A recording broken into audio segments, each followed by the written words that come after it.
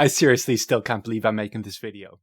Theories about Ryousuke Kira's return to the story have floated around for as long as I've been part of the Blue Lock community. To say that I didn't like the idea would be a massive understatement. To me, this veered on the sacrilegious, and its proponents seemed to callously ignore or fundamentally misunderstand Blue Lock's core messaging. As I saw it, Kira's elimination was a crucial programmatic statement about Blue Lock's overarching philosophy and its position within the sports manga genre. Kira was repeatedly presented as the sole person who not just doubted, but principally rejected Jinpachi Ego's teachings about the primacy of egotism. So by removing the one person who wholeheartedly endorsed the Japanese approach to football before the Blue Lock training began in earnest, the manga is figuratively shedding the ideological baggage that all the Blue Lock candidates carry with them. In other words, the removal of Kira is a thematic prerequisite for them to rebuild their understanding of football from zero. Please allow me to indulge in a bit of straw manning here. At least from what I've seen, Kira return theories were typically something along these lines. Well, Kira might train off-screen and then re-emerge as a serious rival for Blue Lock to show that there exists an alternative to Blue Lock's philosophy of egotism, that the power of friendship can still prevail, ketalipa. To be quite frank, I vehemently disagree with everything in those proposals. From all that the story has shown us, egotism is not just a tool to become a better striker. It's the foundational concept at the heart of human psychology. In the world of Blue Lock, every single person is an egoist at heart. Repressing your innermost desires is therefore consistently portrayed as an unnatural state of being and acts as a grave impediment to sustainable success, love, and fulfillment. Let me put it very simply. In the Blue Lock universe, there exists no viable alternative to the egoist lifestyle, both in the world of professional football or even if you want to have a happy life in general. But more than that, the manga demonstrates that true egotism can't arise from thin air. The hunger that leads a true striker to overturn heaven and earth for the sake of their goals only starts gnawing at them in the most desperate of circumstances. Ego had to literally lock the Blue Lock candidates into football prison and deprive them of basic necessities before they could develop the ego to change the world. Enduring the grueling and humiliating selection procedure, followed by a baptism in the hellfire that is the world at large, isn't one of many possible ways to reach the top. It is, simply put, the only possible route to becoming the world's best.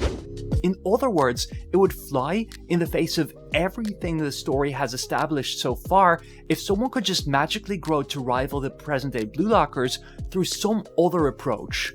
So unless I have completely misunderstood the core foundation of our edgy football comic, the return of Kira as a genuine rival to Isagi would severely undermine Blue Lock's basic narrative integrity. That is what I felt about Kira returning for most of my time in the Blue Lock community. And then chapter 311 happened. With Buratsuta's side B project prominently featuring Kira, his return to the story has suddenly become a very likely scenario. Now, I strongly believe in remaining open and willing to recalibrate my assumptions. That's perhaps the most important lesson Blue Lock has to offer, after all.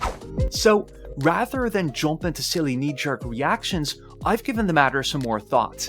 And to my own surprise, I actually see a scenario in which Kira returning doesn't just maintain Blue Lock's narrative cohesion, but might even make the U20 World Cup arc more interesting.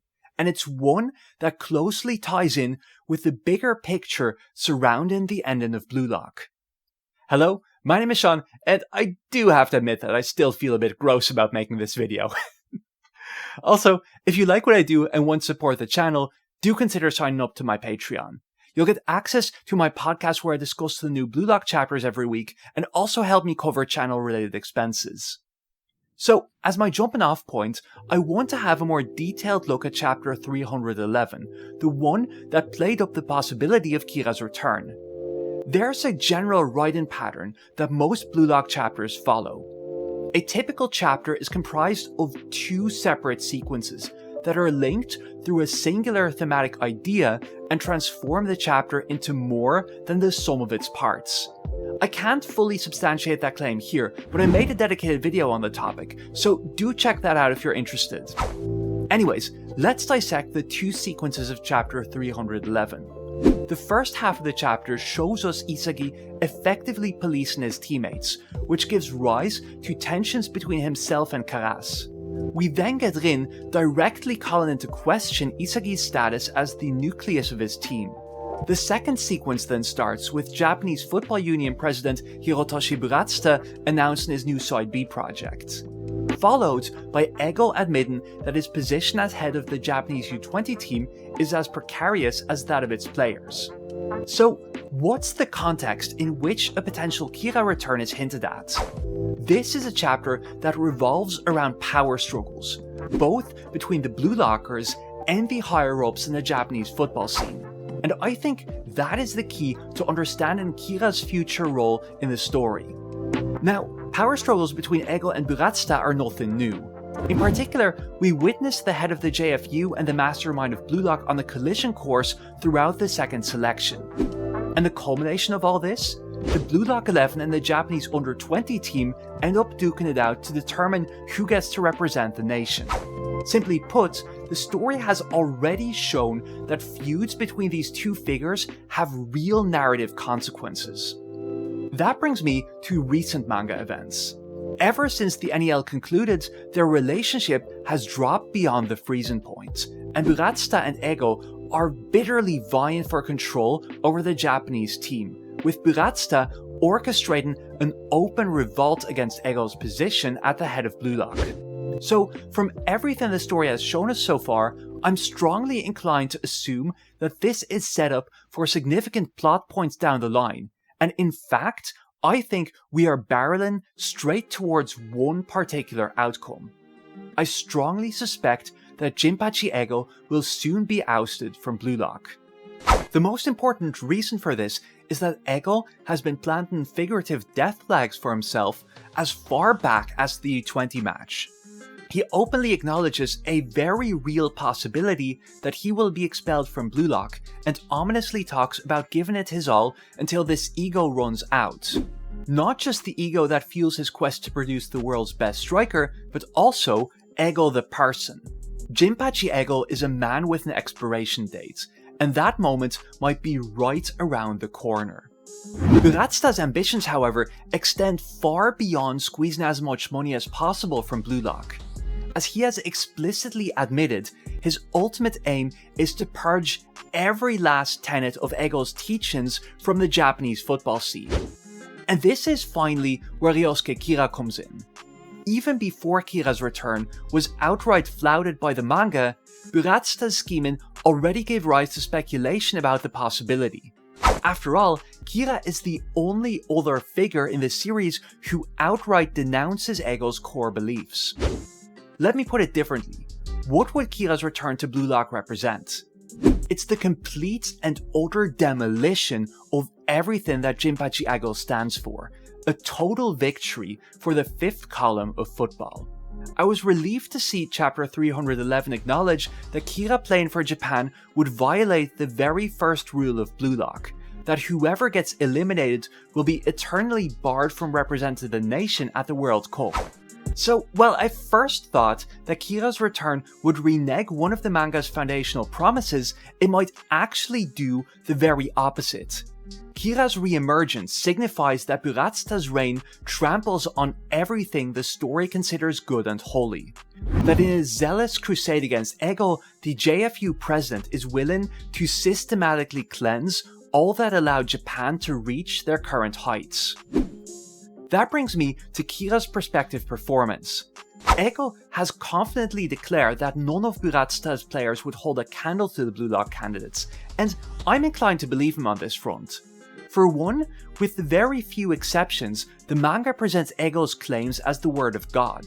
But more than that, the narrative makes it crystal clear that you need to undergo the harrowing Blue Lock regimen or something even worse to reach the top. And that is something that Ego's tepid milieu simply couldn't approximate. Honestly, if it did, the Blue Lock program would be completely superfluous. Rather, I think that Kira's return will be the narrative equivalent of pouring a canister of gasoline on the team's existing power struggles and then lighting a match. I think this goes without saying, but Kira most likely holds a grudge against Isagi.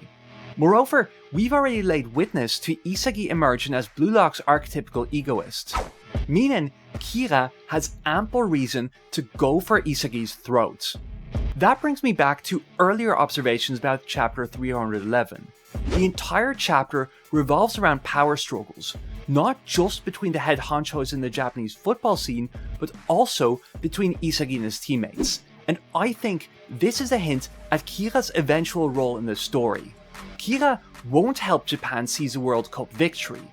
Rather, he'd be the spark to ignite the team's latent internal strife. Now, you might be thinking, causing a whole lot of drama among the Blue Lockers sounds really forced and lame. Why would you even want that? But to me, this almost feels like a necessity. Intra-team conflicts are a bona fide Blue Lock staple. From Kuon's betrayal to Baro's refusal to collaborate with Isagi, Rin and Shido's fundamental incompatibility, the clash between Isagi and Yukimiya in Manshine, and most of all, Isagi and Kaisa's battle for dominance over Bastard München that forms the backbone of the entire NEL.